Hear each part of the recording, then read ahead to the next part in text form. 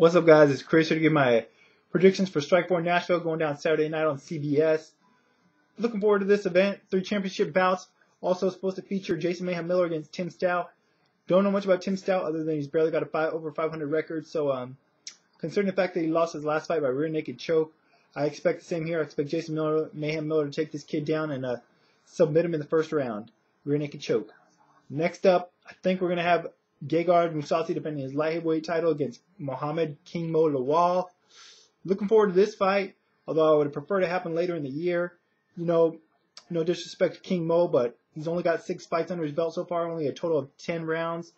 Got a lot of potential. I just think he needs a little bit more ring time before taking on a guy of Mousasi's caliber, who, although he's younger, he's got a lot more fights, a lot more experience. King Mo got the edge in wrestling, goes without saying.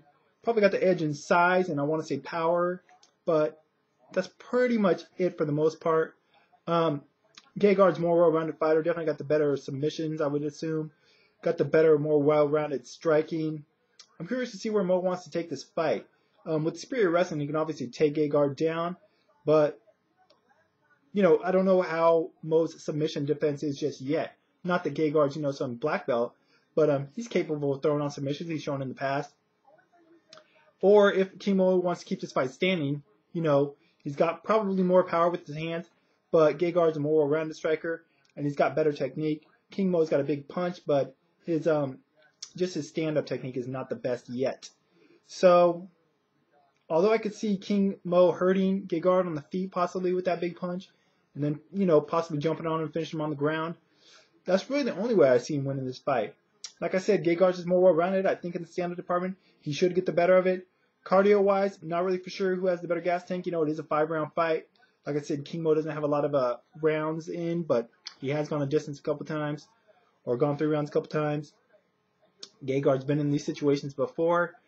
I just got to favor Gegard. He's got more to offer at this point in his career. Maybe if this fight happened later in the year, I might give King Mo a little bit more of a chance because I may have seen more of him. I might get more experience, face more different situations and looks, but I'm just not for sure he's ready for this step up just yet. So I'm going to go with Gegard Mousasi to win this fight. I'm going to say by TKO around round 3 or 4. That's kind of just a guess. You kind of throw it out there type of deal, but either way, I see Gegard Mousasi winning this fight. Next up, we got Gilbert Melendez defending his lightweight title against Shinya Aoki. Gilbert coming off that impressive win in the rematch against Josh Thompson, looked much improved there with he just looked like he improved his striking game. Shinya Aoki coming off that win in December over that guy where he broke his arm. This fight, Gilbert says he wants to keep it standing. Obviously, I think he's got a huge advantage in that department. Shinya Aoki, the only real edge I see in this fight is with his submissions. But Gilbert's the better wrestler, so I don't think Shinya's going to have an easy time getting him to the ground. Now, granted, Shinya always seems to find a way to get his opponents to the ground at one time or another in a match. But, they're fighting in a cage, something Aoki's not used to. They're fighting overseas in America, something Aoki's not used to. So, I'm curious. Oh, plus he doesn't get to fight with those little spats or pants or whatever he wears, those tights. So, curious to see how these things are going to affect his game, if at all. Gilbert's just more well-rounded, though, especially on the feet. I think he has a pretty sizable advantage there. Cardio-wise, once again, not for sure. I'm going to say Gilbert, though. He looked, strong in all 5 rounds against Josh Thompson in the last fight. Shinya Aoki, I don't think he's ever had to go 25 minutes, so not sure how deep his tank is. I expect Gilbert to be able to control this fight on the feet, though, for the most part. If it does get to the ground, he can survive. He trains under Cesar Gracie, trains with the Diaz brothers. Actually, I was on the conference call. I talked to all these guys last week except for Shinya Aoki. And Gilbert said, subconsciously, he thinks he's been training for Shinya Aoki his whole career, training with guys like the Diaz's and such. So he's not worried about it. So I'm not worried about it.